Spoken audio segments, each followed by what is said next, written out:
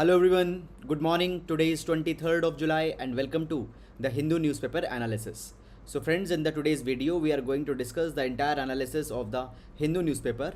Now guys, first of all let's start with the overview, but before that I would like to remind you that you can download the explainer PDF of this particular entire discussion from the Telegram channel, and the link for the Telegram channel has been given in the description box. Now let's start first of all with the overview of the entire newspaper in order to understand that which articles are going to be important. So first is Supreme Court grants Azam Khan regular bail. Fine. Now guys, article is not important with respect to the examination, but just one particular thing you need to know, this thing that from past so many of the days there is the demand that is coming that we need to come out with the reforms into the bail. Okay, so bail provisions or the bail reforms are needed, because it has been seen that many a times the courts are reluctant to give the bails, and even if the bail are being given, very hard conditionalities are being put. Fine, which is not actually the norm in India. Fine, so this is something which has been which is something which you can see. However, in article such nothing is important. Then here we can see that the new prime minister has been sworn on in the Sri Lanka. Now again, I have told you many number of times that you need not to track this entire development on day-to-day basis, that what is happening. Fine. Then after that, basically we see here the best film award, the girls excel in 10-12 exam, and then there are the advertisements etc. that has been done. Okay, then guys, we reach to the regional section, the city section.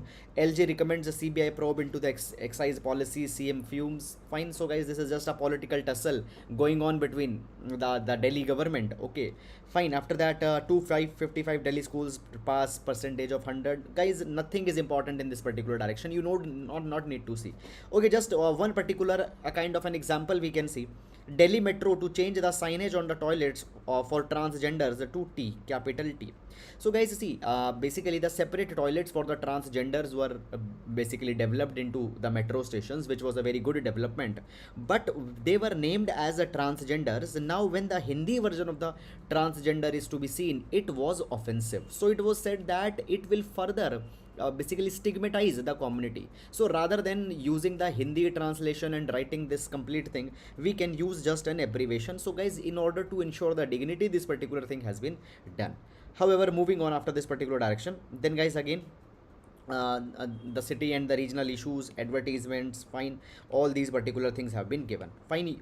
Okay, so nothing is much relevant till before the editorial page, and now let's come to the editorial. So the Dravidian movement and the Aryan illusion.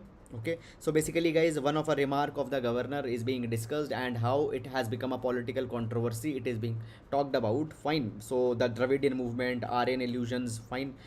So now understand this particular thing, that such kind of a political inflammatory articles are not at all important for our UPSC examinations. You not need to go. Moreover, in this particular article also, with respect to the UPSC exam, stuff is not there.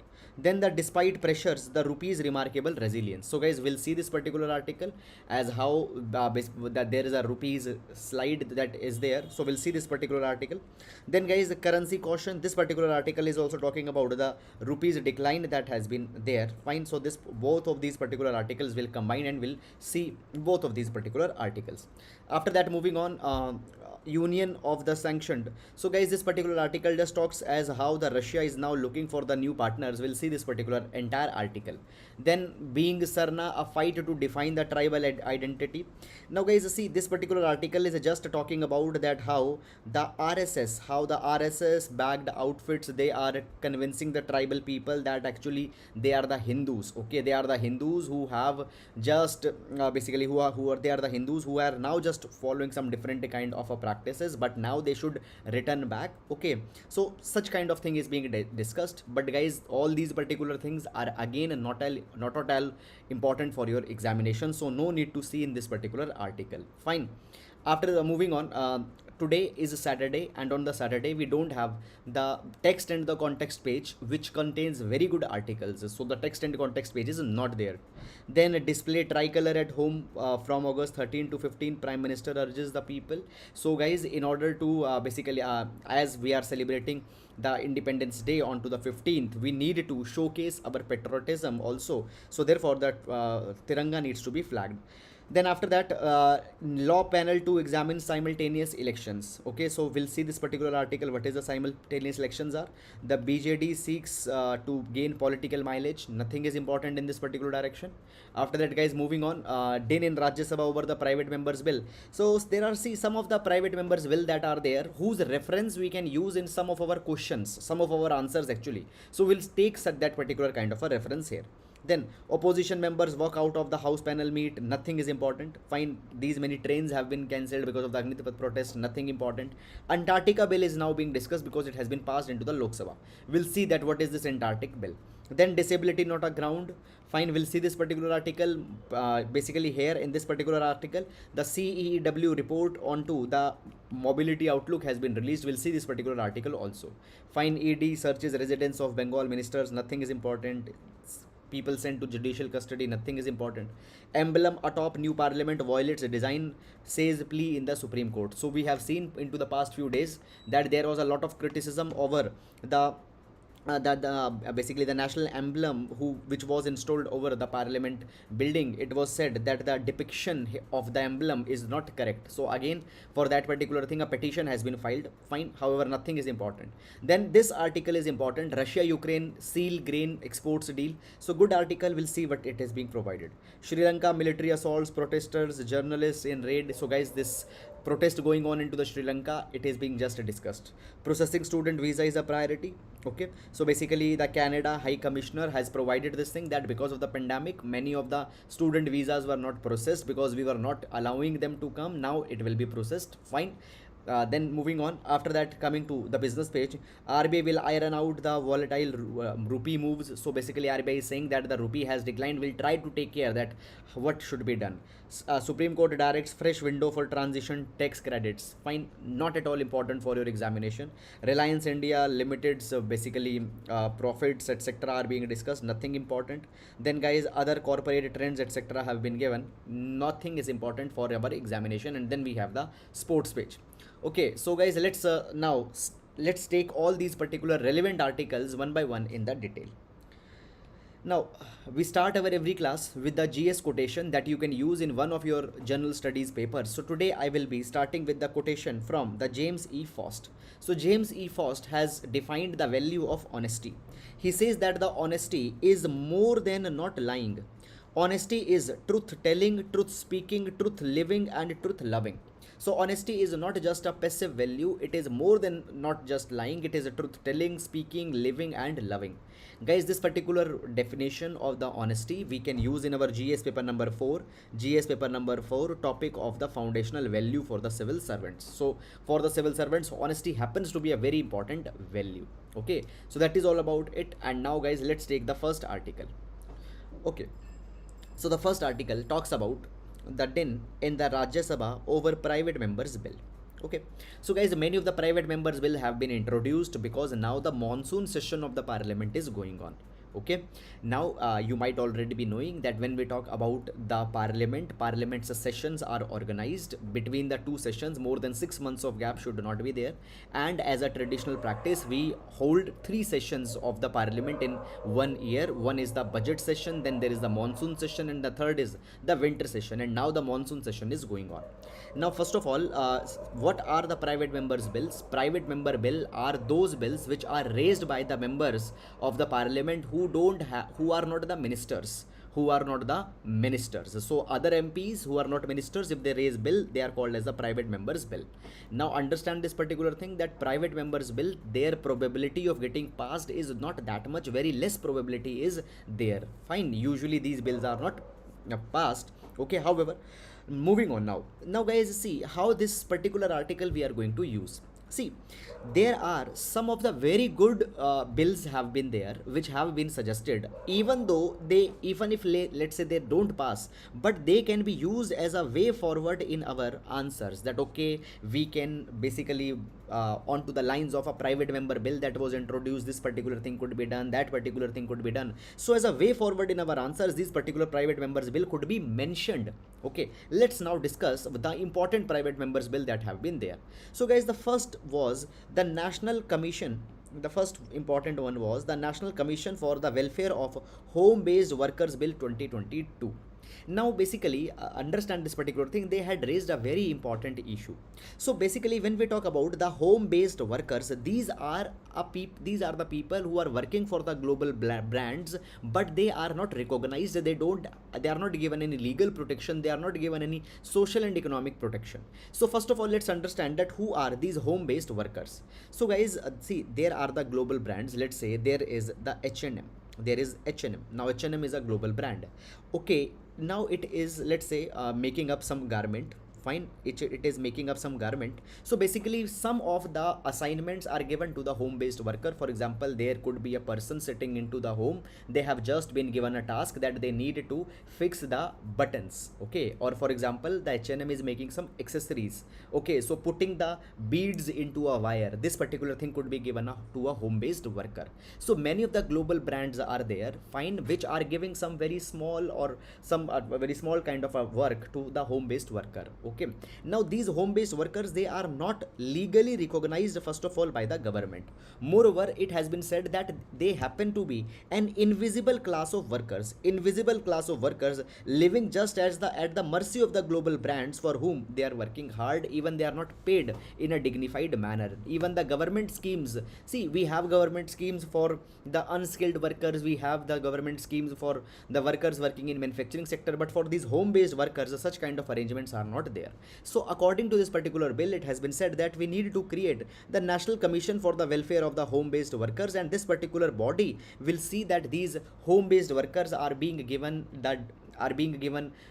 minimum salaries, they are being given some social security and all these particular kind of a thing. Now it has been said that we need to be, India being a welfareist democracy, we need to safeguard their legitimate rights as well as welfare through legislative and administrative actions. And for these home based workers, this particular bill has been raised. Now guys, you might also be hearing about these workers for the first time, but observe, there are so many of the people that are there. Are you getting it or not? India has such a big cheap labor workforce, and for that many times the works are being decentralized to the home based workers. Then the next important bill that has been discussed here is the right to health bill. Now guys, it has raised a very important thing, the right to health bill. It provides that the health should be recognized as a fundamental right to every citizen, so that everybody can be given the equitable access to the health. Minimum standards of the physical and mental health needs to be ensured. Now understand this particular thing guys, that first of all, when we talk about the right to health has already been recognized by the Supreme Court under the purview of article number 21, fine, fundamental right to life and liberty. So when we talk about the right to life is incomplete without the good health. But guys, still into the article number 21, health is an implicit fundamental right. It is an implicit fundamental right. So now we need to make it as an explicit fundamental right. Now see, you go to a government hospital. In government hospital, the treatment can be denied. They can say that we don't have a bed. Few days back, we have taken one case study that where a woman has to deliver a child outside the hospital's emergency ward near a dustbin. That is a very pity kind of a thing. Okay, so basically the moment right to health bill will comes, people can ask as a legal right the health. Is it clear or not? Understand this particular thing. Today, the out of pocket expenditure is around 62%. What is out of pocket expenditure? That basically the money spent on a medical treatment for which a person did not actually had the savings. He brought the money by selling some land, by selling some property. So out of pocket expenditures are around 62%. Why? Because people have to go to the private sector. Why they have to go to the private hospitals? Because in public hospitals capacity are not there. Now guys, see, we are not saying this particular thing that private sectors should not be used, but understand this thing, sometimes people don't have capability to pay the medical bill into the private sector, and still they are forced to take the treatment into the private sector. Why? Because public sector is not giving them the service. So therefore, right to health bill provides that make health as a fundamental right. Okay, now this particular bill also has talked about this particular thing, that in India medical poverty is increasing, and therefore affordable and accessible healthcare is very much important, and right to health bill will provide this particular thing.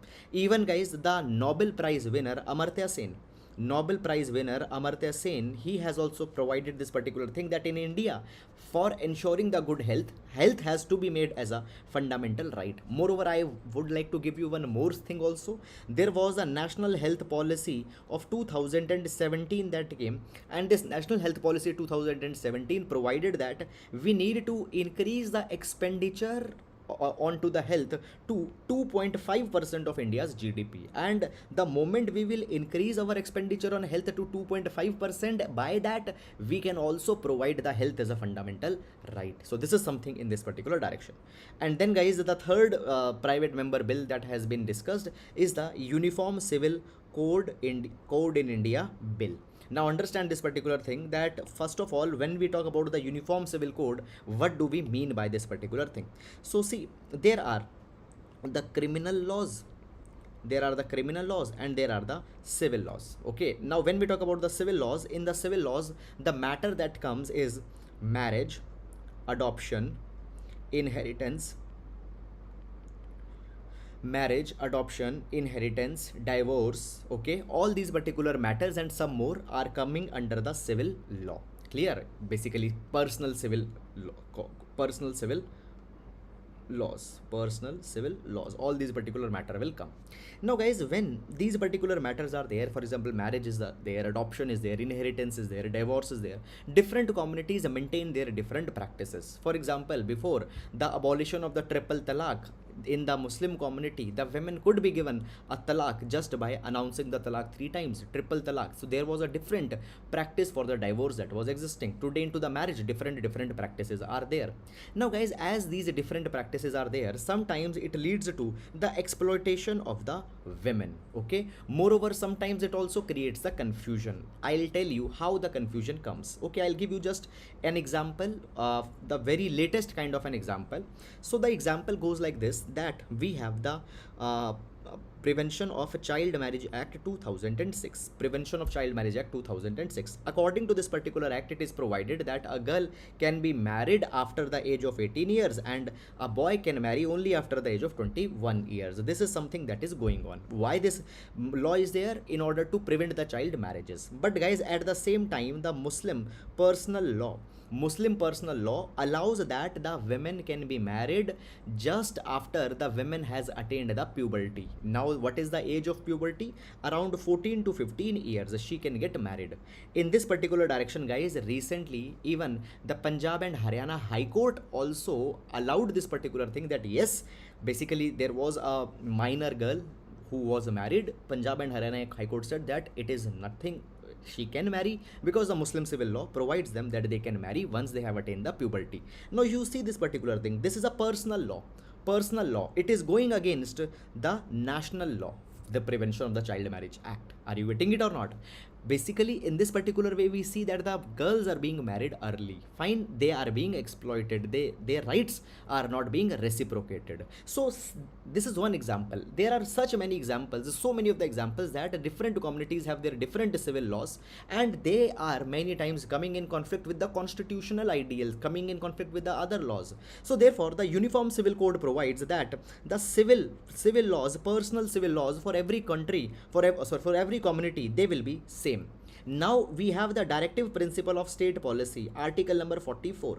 Even directive principle of state policy within the Constitution of India, article 44 of the Constitution of India, had also provided that whenever possible, India should bring this Uniform Civil Code.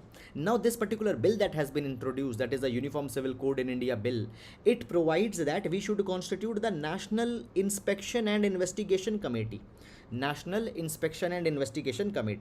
Okay, let me erase so that you can see it little bit more clearly. Okay, so what it says that we need to create the National Inspection and Investigation Committee. What this committee is going to do, it will prepare the UCC, it will study the UCC, and will ensure the implementation of the UCC Uniform Civil Code in India. Clear? So these are the three of the private members bill, the very important private member bill that have been there. So guys, even if let's say they don't get passed, but we can use their reference in our way forwards. Okay, so that is all about this article. And now let's move to the next article. Okay, so this says law panel to examine the simultaneous elections. Okay, now this particular article is very important with respect to GS paper number 2 polity. GS paper number 2 polity. Okay, now this article is talking about the simultaneous elections. Now see, these simultaneous elections, they are also referred to by the name one nation one election. One nation one election. Even the prime minister has talked about the idea of one nation one election multiple number of times. Now the law panel will examine that whether the one nation one elections should be done in India or not. Now we'll come to that particular matter in just few minutes, but before that, let's see some of the other issues. First of all, guys, I would like to give you some of a background. And this background goes something like this: that today we find that every year India is in election mode. Some of the other state assembly is going for the elections, and if I give you the data between 2014 to 2022, we see that in this particular period there have been the 50 state assembly elections that had happened. Are you getting it or not? 50 waves of the elections have been there between 2014 to 2022. Now these elections are very much expensive. If I give you some data, then according to the Center for Media Studies, they have just estimated the cost of the 2019 Lok Sabha election, and according to them, this 2019 Lok Sabha election costed around 50,000 crore rupees, around $7 billion. And if you combine the cost of these 50 state assembly elections that had happened since 2014, you can get an estimate that how expensive they are. Now understand this particular thing, guys, that on the Global Hunger Index, India's rank is 102. Are you getting it or not? We are not able to invest into the health, we are not able to invest into the education, but at the same time so much money is being wasted in just conducting the elections. So therefore now the idea has been proposed that what is needed to be done, both the election for the parliament as well as the election for the state legislative assemblies, they need to be done together. Are you getting it or not? Different cycles of election should not be there. Now if I tell you, historically after independence we actually had the simultaneous elections only in India. The election for parliament as well as the election of the state legislative assemblies, they used to happen together. So basically when the first election was conducted in 1951 till next 20 years, fine, till 1968 actually the simultaneous elections were being organized. But what happened? Basically in 1968 and in 1969 many of the state assemblies got dissolved. Moreover, then the Lok Sabha elections were held into the 1971 and it disturbed the process. So what happened till 1951 to 1968, okay, 1968 the elections were going synchronously, both the parliament as well as Lok Sabha, parliament as well as the state legislative assemblies. In 1968 the state legislative assemblies, many of them got dissolved. In 1971 a new election for the parliament happened, so the cycle got disturbed, and till then there are the different times these elections are being held. So therefore now they should be clubbed together. Okay, this is an idea. Now guys, when we talk about this particular thing, it has been said that this idea has both its criticisms as well as its positives. So let's analyze this particular idea first of all, that whether it is going to be good or whether it is going to be bad. So let's analyze this particular idea. So guys, on both hand there will be the positives as well as the negatives. First of all, when we talk about the positives, so understand this particular thing, that whenever the elections are being organized, at that point of a time a model code of conduct, MCC model code of conduct, is basically released. Now what is the model code of conduct? Into the model code of conduct, the Election Commission of India intends that every party should have a level playing field, and during the time when the elections are announced, so whenever the elections are announced, this MCC comes in place. During this particular period, no new developmental work can be taken. Why? Because there could be a possibility that ruling government can take up many of the developmental projects and it can create a better image in the eyes of the people. Here the ruling party will get a better advantage than the other parties. So during the MCC, now when MCC it comes into the force, when the election will be announced, from that till the date election is concluded, the MCC will be coming into the place. Now the moment when it comes, the developmental process activities, they come to a standstill, and this particular thing impacts the developmental process. So therefore the simultaneous elections are to be brought. It is a good thing. Then secondly, it has been said that the simultaneous elections are to be brought because there is much of the public expenditure that is being done repeatedly onto the elections. If there is only one election for both parliament and Lok Sabha, such money can be saved. Then guys, the third thing that has been provided, this particular thing, that see, in India, election, caste and religion, these three things are intertwined together.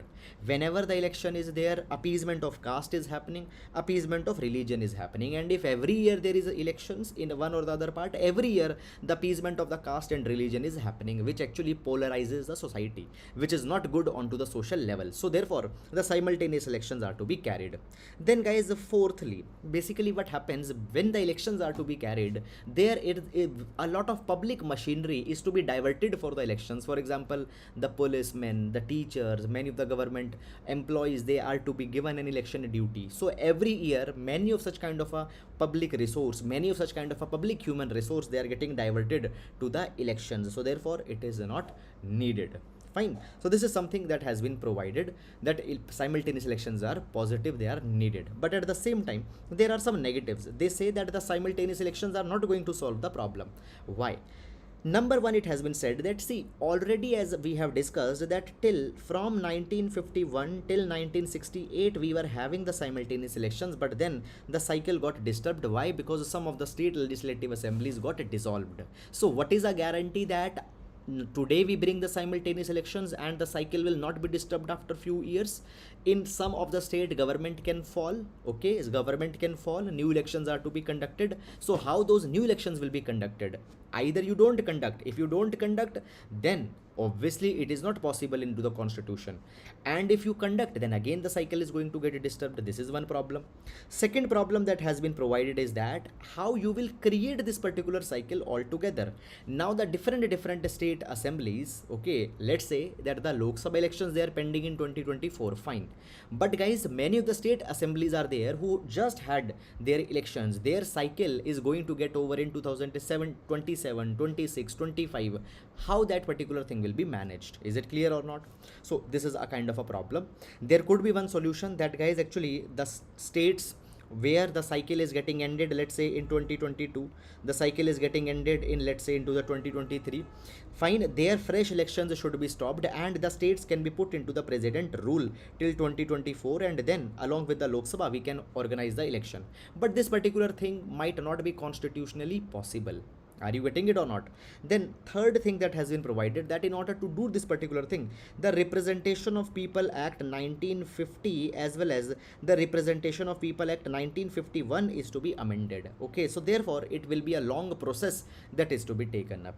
Fourthly, guys, understand this particular thing, that by the simultaneous election, what will happen, the national and the state level issues will get mixed up.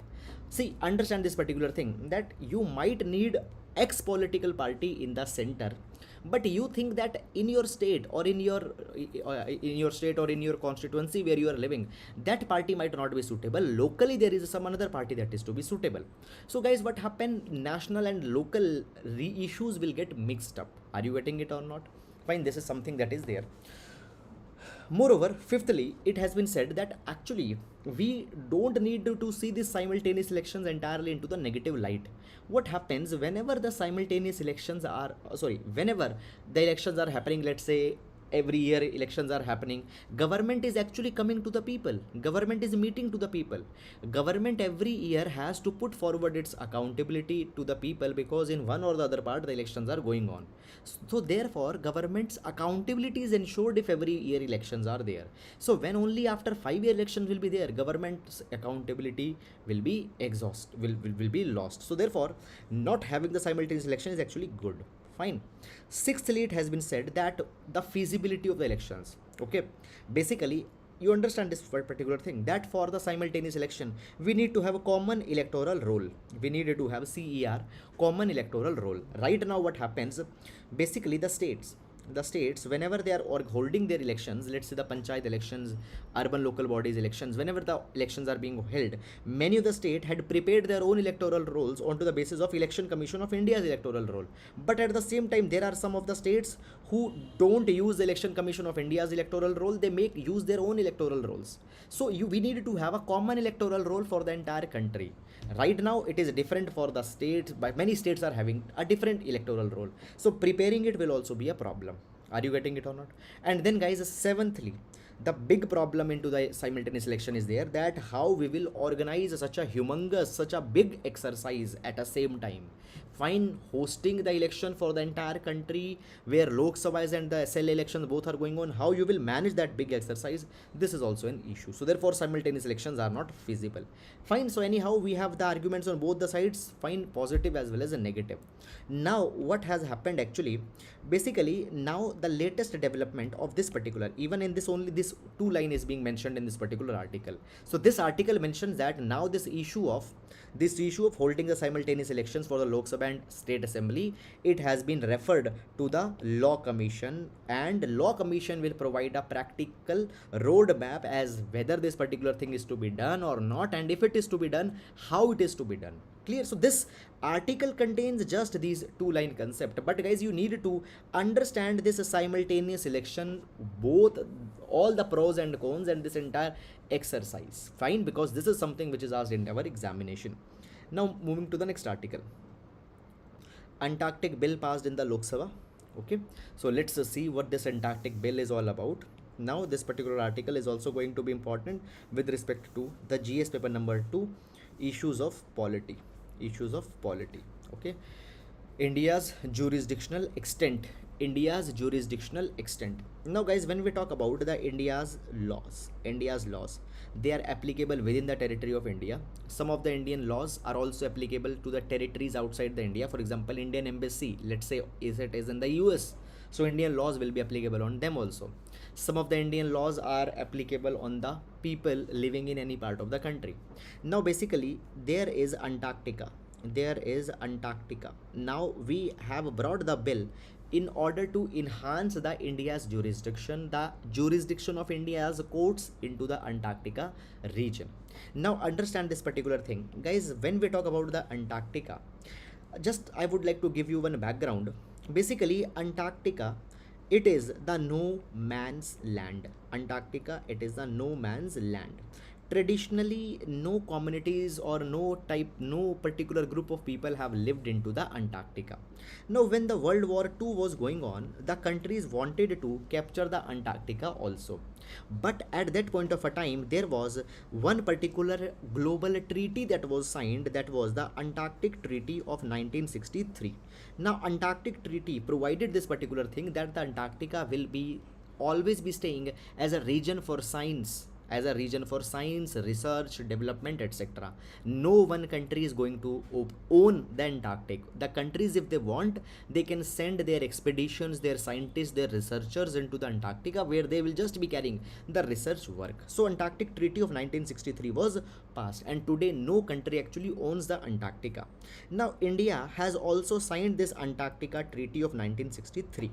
Now if the Antarctica Treaty is there, and obviously we are sending our scientists there, we are maintaining the research stations into the Antarctica. So to regulate these research stations, to regulate the conduct of the scientists of India who are working into the Antarctica, we need to have some provisions, and all these particular provisions will now be put into the place by this particular Antarctica Bill. So what this Antarctica Bill aims, now this Antarctica Bill, it aims to regulate the it aims to regulate the visit and activities to Antarctica, as well as it aims to set the ground for rules and potential disputes that may arise among those who are present on the continent. Let's say two scientists, they involved in some fight there, okay, and one have hurt another scientist. So to deal all these particular matters, this Antarctica Bill has now been introduced. Now the bill provides the penal provisions for certain serious violations, murder, and all such kind of things.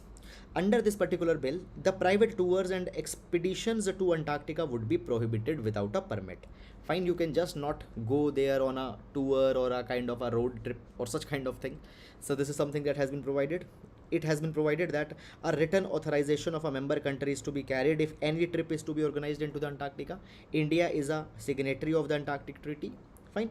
So India's permission is to be needed if anybody wants to go there, and India will allow only the researchers and scientists. Then the next thing that has been provided that basically under this particular bill, the government will also will get a power to inspect a vessel. Just a minute. Will get a power to inspect a vessel going into the Antarctica, to inspect a vessel, to conduct checks of the research facilities that we have maintained into the Antarctica. Moreover, this particular bill also provides for the Antarctic Fund. Now, what this Antarctic Fund? Antarctic Fund will be the money that will be used for preserving the Antarctic region. Are you getting it or not? Just a minute. So, to protect the Antarctic region, this particular fund will be used. Now this particular thing, we see that over the years the pollution also, it is becoming a problem into the Antarctica. Fine. Now guys, just one more particular thing I would like to tell you here. Fine. When we talk about the India's research station, fine. So basically presently India is maintaining 2 research stations into the Antarctica. Please keep their names in your mind. One is Maitri and other is Bharti. Maitri and Bharti. So all the scientists working in the Maitri and the Bharti, they will come under the jurisdiction of this particular Antarctic Bill. Is it clear or not? Fine. So this is something that has been there. Now moving on in this particular direction, this bill also extends the jurisdiction of the Indian courts to the Antarctica. Fine. So all these particular issues are there. So that is all guys about this particular issue, and now we'll move to the next article. Now here we see that there are the 2 articles, and both articles are about the Russia. So first of all, this particular article, it is a very important development that has happened. The Russia-Ukraine seals grain export deal. So now more than 5 years have been passed. Ukraine as well as Russia, they are fighting a war, and basically nothing is coming out of this particular war. It has entered into a kind of a stalemate type of a situation. But one positive development has come out of this particular war. Okay, now what is the issue that is coming? One positive development. What is the positive development? Is that Russia and Ukraine, they have signed an agreement that they will start the wheat export. Now just focus on this particular map. Okay, so guys, here you can see the Ukraine. So Ukraine, it has the seaports in the Black Sea. Ukraine has the seaports into the Black Sea, and from these seaports, okay, Ukraine actually it used to export the grains and all these kind of things. Fine. But now what has happened, as this war is going on between the Russia and the Ukraine, Russia had encircled this particular entire Black Sea, and it has imposed a kind of a blockade onto the Ukraine. They have provided this particular thing that no ship will leave from Ukraine and no supply will reach to the Ukraine. So this kind of a encirclement or a blockade has been imposed by the Russia into the Black Sea. But because of this particular thing, guys, we see that a lot of problems were coming into the world, because Ukraine along with the Russia are big wheat exporters, and right now the food inflation into the world is increasing a lot by this particular issue. So therefore what has happened, a deal has been signed now between the Russia and the Ukraine. The deal has been signed between the Russia and Ukraine, and this particular deal has been brokered by the United Nations as well as Turkey. United Nations as in a Turkey. And in this particular deal, they have agreed that basically that Russia will unblock the Ukraine's Black Sea grain exports. Are you getting it or not? Russia had provided that, okay, any ship can, basically the ships can leave from the 3 ports of the Ukraine. They will not be stopped by the Russia. They will not be bombarded by the Russia. Okay, so this is happened after the successful negotiation has been carried by the United Nations as well as the Turkey. Are you getting it or not? So this is something what we can see here. Number 1. Now this particular development is pointing to something bigger. What it is pointing to? It is pointing to, number 1, that Russia is now, basically why Russia had done this particular thing, because the Turkey has come in between. Now guys, the Turkey is an important partner for the Russia. Why Turkey is an important partner for Russia? Understand this particular thing. See, Turkey is first of all the member of the NATO, and because the Turkey is the member of NATO, it means that the Turkey is belonging to the group of the basically it belongs to the USA's group, that is the NATO. But at the same time, Turkey had very clearly provided this particular thing, that though we are the members of the NATO, but we will not be agreeing to impose, we don't want to impose any sanctions onto the Russia. Even if I tell you, Turkey has also provided the assistance to Ukraine, okay, but they have said at the same time that we are not ready to impose any sanctions onto the Russia. In a way, the Turkey is a little bit favorable towards the Russia. Today, guys, Russia needs allies, Russia needs friends. Why? Because the West, the USA, they have made a coalition against the Russia, and Turkey therefore happens to be an important power which the Russia wants to make a good relations. So therefore, the Russia have agreed to this particular deal. Moreover, guys, not only the Turkey, Russia is also searching the partner in Iran also. And if you are following the newspaper analysis, just into the yesterday's newspaper analysis, we have seen this particular thing, that since this Russia-Ukraine war is going on, the first foreign visit that has been made by the Putin, it is in the Iran. So we have seen this particular thing, that with the Iran as well as the Turkey, Russia is trying to harbor their relation, and because the Turkey was a mediator, this Ukraine and Russia grain deal has also been signed. Now understand this particular thing, that when we talk about the Iran, the second country, Russia and Iran, they have come together because they both oppose the West, particularly the USA. Already on the Iran, the USA has imposed many of the sanctions because of the uranium enrichment program of Iran. So Iran was already under the sanctions, and Iran used to criticize the West, the USA. And now because the Russia-Ukraine war is going on, fine, the USA has imposed fresh sanctions onto the Russia. So Russia, Iran, they both have become friends, and they both have come at same place. Moreover, the Russia and Iran, and in the past also, they have worked jointly onto the Syria. Okay, so in Syrian war also, they have been on the same side. Moreover, before this Russia's Putin's visit recently into the Iran, the Russia and Iran has also signed a $40 billion energy memorandum between the Russia and the Iran, and the Russia will help the national Iranian oil company in developing the energy fields, building the LNG projects, pipelines, etc. Clear? Fine. So this is something that has been there. And guys, now when he visited the Iran, at that point of a time, he also met the Turkish president, okay, Erdogan, and they discussed the Syrian civil war going on. They also discussed this grain export that should be allowed by the Ukraine, and therefore in that particular line, now Russia has agreed to sign this particular deal, and now it will go on. And guys, we need to be a little bit optimistic that this particular deal might further lead to further it might lead to the normalization of relations. So that is all about this particular article. And now let's move to the next article. Despite pressures, the rupee's remarkable resilience. So guys, this particular article is there, fine. Moreover, I have also clubbed one other editorial article coming into the Hindu newspaper. Both are talking about the rupee decline that has been there, the volatility of the rupee. So let's discuss this particular article. This article we are going to see with respect to the GS paper number 3. This article will see with respect to the GS paper number 3 issues related to the Indian economy. Okay. Now, first of all, right now we see that the rupee is depreciating, and the rupee has crossed the mark of 80 rupees per dollar. Now, when we talk about the depreciation of rupee has depreciated by around 7%. Moreover, guys, what are the reasons for this particular depreciation of the rupee? Now, guys, understand this particular thing, that first of all, whenever we talk about the pricing of any particular currency, the value of any particular currency depends on two factors, that is the demand, and the second factor is supply. See, whichever currency's demand will be high, its value will increase. Whichever currency's demand will be low, its value will reduce.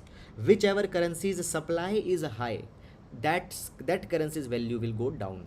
Which currency's supply is very much less, that particular currency's value will go up. So guys, please keep this particular relation in your mind. So on to the basis of demand and supply, a country's valuation will depend. Now understand this particular thing, that what has happened. Number one, the foreign portfolio investors who came in India in 2020, okay, the foreign portfolio investors, the investors who brought the dollar in India, because at that point of a time India as a stock market was positively doing, they are now going back. Why they are now going back? Because the USA's Federal Reserve, the central bank of USA, they have increased the interest rate in their home country, so now they are going back to their home country. Now as they are going back, obviously they are withdrawing their investments from the India. Now obviously when they want to take their money back, they will convert their money into the dollar. So what will happen? The demand for the dollar will increase. The demand for the dollar will increase, and at the same time they will give rupee. So what will happen? The supply of the rupee at the same time is increasing. So what will be the net result? Net result is that rupee will go down and the dollar will become expensive. Again, I'll tell if there is a little bit of a confusion. What happens? Everybody is demanding the dollars. The foreign portfolio investors, they demand the dollars. So the demand of dollar is more. So what will happen? The dollar will become expensive, and in that front, the rupee will become depreciated. Rupees valuation will go down. Fine. So therefore, the rupees value has went down. One particular thing. Second thing, guys, what has happened? We find this particular thing that in India the economic prospects are also not very much positive. Inflation is very much high, so there is a lot of volatility that can be seen into the India's market. So this particular thing is also further impacting the value of the Indian rupee. Moreover, guys, understand this particular thing that right now the current account deficit is also increasing. Basically what has happened, our import bill is increasing. Now why our import bill is increasing? Number one, our import bill is increasing because into the global market the price of the oil, crude oil, is very much expensive. So even for importing the same oil, let's say earlier we were importing 100 liters of oil, today we are also importing the 100 liters of oil, but if their price have went up, what will happen? Obviously we need to pay more dollar, we need to pay more money for the same amount of oil that we are actually importing. So we are paying more, one thing. Secondly, guys, obviously you have to pay, okay, and then at the same time basically what will happen when we will be paying, we'll be paying it in terms of the dollar. Okay, that today rupee has been depreciated, the dollar's value has gone up, so more dollar is to be given, and by that particular thing further current account deficit is going to get increased. Okay, so all these particular issues have been there. But guys, at the same time this particular issue, it is being said that though the rupee is getting depreciated, but it has not depreciated much also. Fine, in 2008 when the global financial crisis came, at that point of a time rupee weakened to around 20% between December 2007 to 2009. 20% weakening of the rupee was there, but now the rupee has just weakened to 7%. Okay, so the rupee has not weakened that much also. Fine. Next thing that is being provided here is that, see, understand this particular thing that the weakening of rupee, it has the multiple impacts. Number one, the exporters. So whenever the value will get depreciated, whenever the rupee will get depreciated, the exporters will get the benefit. There will be the advantage of that for the exporters. Why? Let's understand this particular thing with a very simple example. Suppose there is the USA, and USA is importing from India. Let's say some pen. It is importing from India the pen. Now guys, let's say that the today $1 is equal to 50 rupees. $1 is equal to 50 rupees. The cost of the pen in India is today also 50 rupees.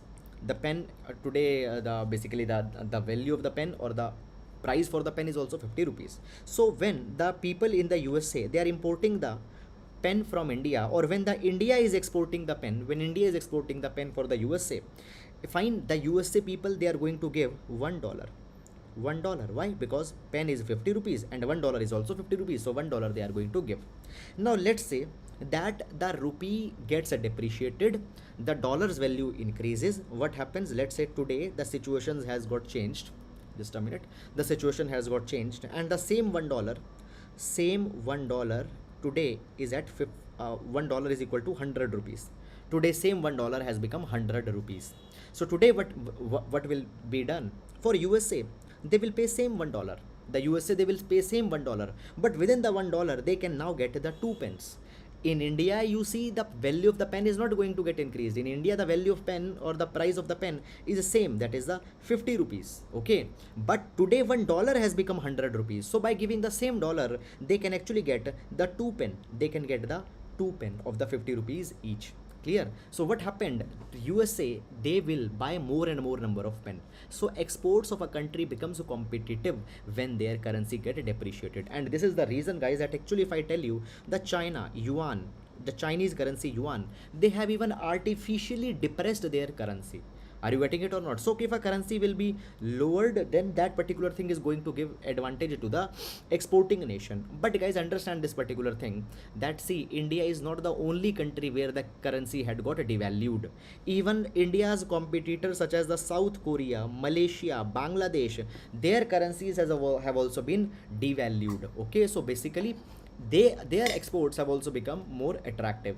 Moreover, understand this particular thing, guys, that whenever the currency will become weak, the exporters will benefit, but at the same times import will become expensive. Import will become expensive. Okay,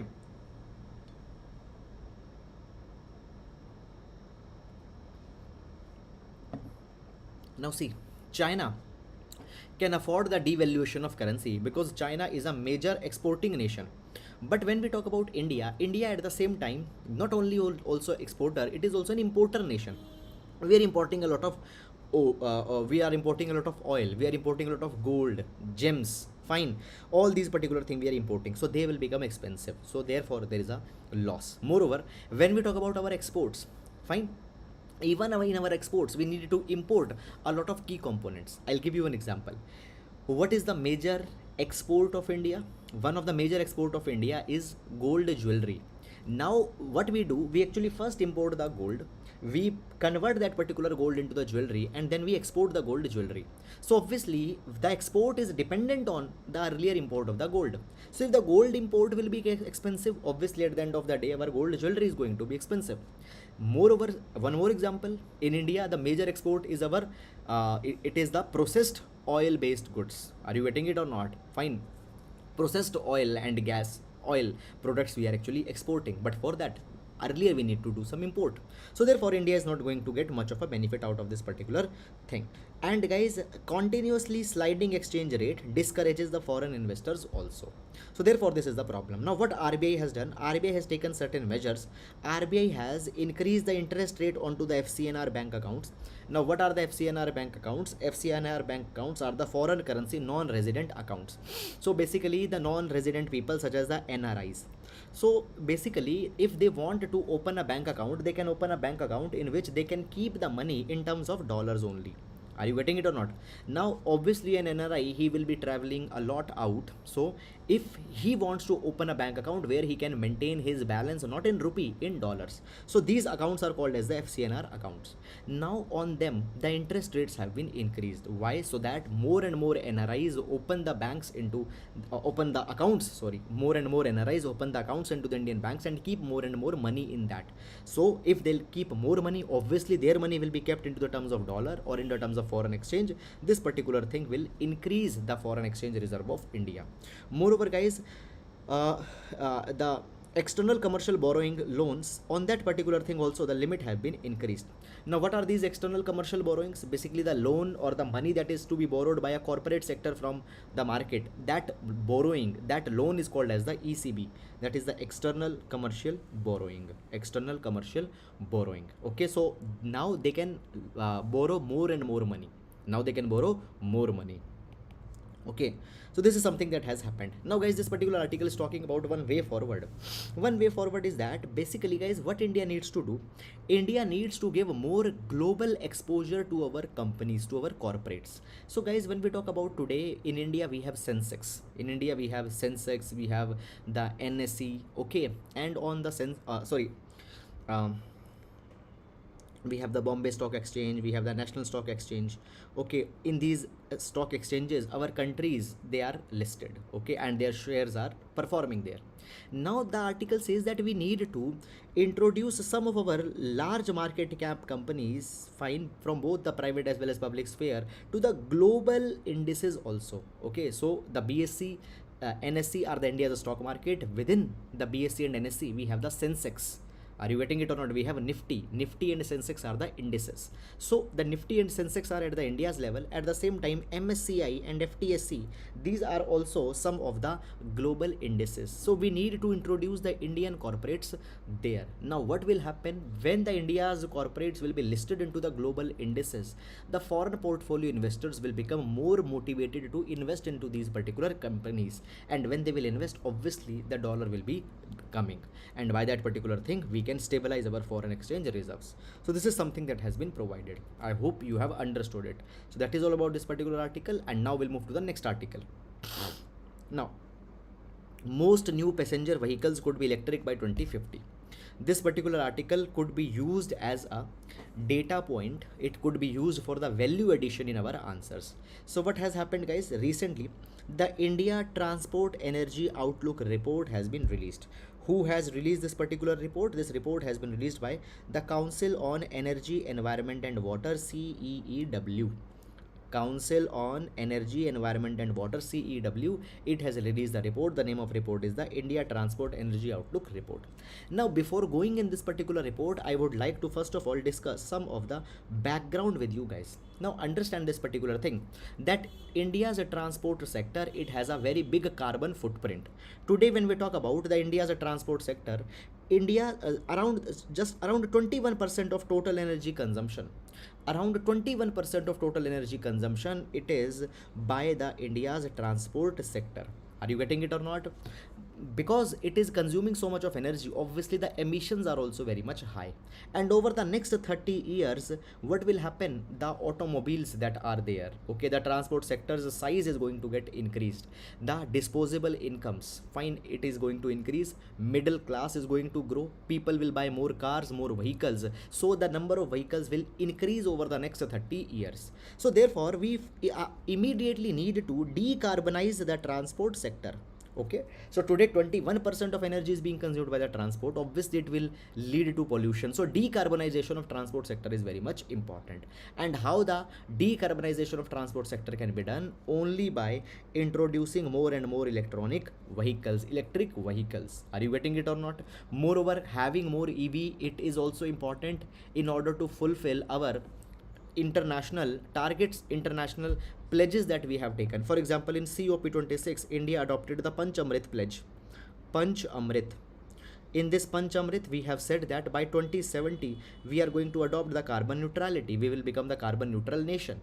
How you will become carbon neutral? You need to adopt more and more electric vehicles. Now, in this particular direction, this particular India Transport Outlook report, Energy Outlook report provides this particular thing, that actually in India government is doing pretty good, and electric passenger vehicles, they are going to get increased. By the way, the article doesn't mention, but there is one FAME scheme that is going on, which is about the faster adoption of the electric vehicles. So through FAME, a lot of incentives are being given. Then the states government such as the Delhi, they are waiving off the registration tax onto that electric vehicles. Subsidies are being provided. So electric passenger vehicles, they are going to get increased. Fine. By 2030, 30% of the vehicles, okay, the new vehicles will be the electric vehicles, and by 2050, the 75% of the new vehicle sales, they will be the EV sales. Okay, so 75% of vehicle sales by 2050 will be the EV vehicles.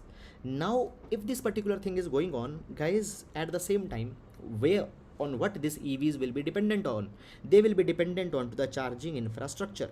So the CEW had provided that the center and the state government both now need to invest heavily onto the charging infrastructure. They need to support the local supply chain for the development of the electronic vehicles. Lithium ion, okay, it is needed to be explored. Lithium ion batteries, okay, the EV manufacturing ecosystem, it is now to be supported, because it is going to boom a lot into the coming years. Fine. So this is something that has been provided in this article. Now guys, we'll be moving in the next article. Disability not a ground to deny the boarding, DGCA tells the airlines. Now basically guys, a few days back there was one particular issue that happened. There was a disabled person. he who wanted to board a flight, that flight denied that particular person, because the flight that said that the person is disabled, the person looks stressed, so this person could be a threat to other passengers safety. So because the person was disabled, he was denied the boarding. Now the DGCA, that is the Directorate General of the Civil Aviation, they had told that any airline cannot refuse the carriage of any person on just the basis of disability. Just a person is disabled or just a person is having the reduced mobility, they cannot be denied the boarding onto the plane. So DGCA had provided this particular thing again, that you need to go for a medical opinion. You take a medical opinion, and if a doctor certifies that a person is not fit to fly, then only you can deny the boarding. Just only seeing that a person is disabled, you cannot deny the boarding. You need to get a medical opinion that a person is medically unfit. This is something that has been provided earlier. Basically the civil aviation, the airlines, they can deny a disabled person, but a medical opinion was not needed. But now you need to have a medical opinion. Now guys, see, much important stuff is not there in this particular article, but one important thing we need to see, that how still the disabled people, they are imposed many of the social discriminations. Fine, for example, just their disability or mobility is seen as something that these people are not able, okay, compared with the other people. Such kind of such kind of stigmas that are associated with the disabled people, such kind of a negative perceptions that are there towards the disabled people, these particular things are now needed to be tackled up, these are to be handled up. Clear? This is something that is there. Fine, as a case study we can use this particular example, we can use it as an example in our answers related to the issues of disabled people. GS paper number 2, social justice. GS paper number 2, social justice. So that is all guys about this particular article, and with this we come to an end to the today's newspaper analysis. Now guys, we are going to meet on Monday. Okay, so you might be knowing that we have the newspaper analysis from Monday to Saturday. Why not on Sundays? There are the reason that I explain every week. I'll again explain to the students who have joined new. Guys, on Sunday we don't have text and context page. On Sunday we don't have editorial page. Okay, leisure and all, lifestyle, these kind of things are there. Moreover, the FAQ page that comes onto the Sunday, it more or less contains the articles of the past week only. Fine, again those things are repeated. Moreover, the most important reason is that please keep Sunday as the day for revision. Okay, 99.9% of you are just basically consuming the content but not revising. If you are not revising it, just consumption of the content is not going to make any sense. Are you getting? Fine, how much notes you make, how much have you written, how much material you have put in your shelf, doesn't matter. Whether you can reproduce it on the sheet of paper or not, it is something that matters. And for reproducing onto the paper, what you need? Revision. So always keep one particular day in week for revision. Not only I'm saying for current affairs, for other subjects also do that particular thing. Okay, so guys, now we'll be meeting again on Monday. Till then, please take care of yourselves, and thank you so much. And if you have liked the video, please do hit the like button. Fine, please do leave your comments, they are very important to us. Thank you so much. Take care of yourselves.